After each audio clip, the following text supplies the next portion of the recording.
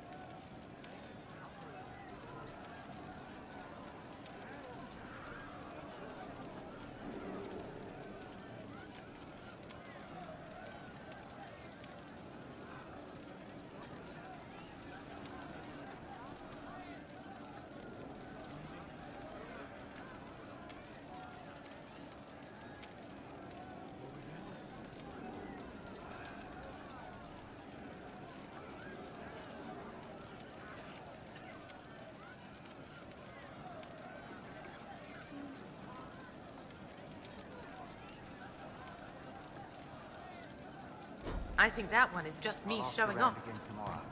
Thank you. Inquisitor. That's got a good ring to it. We're happy to be here, Your Worship. You need anything, let me know.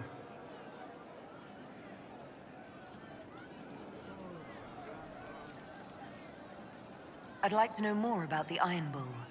The Chief. First time I met him, he saved my life. I never thought I'd work for a Canary, but he grows on you. He's not like any commander I've ever worked for. That's for damn sure.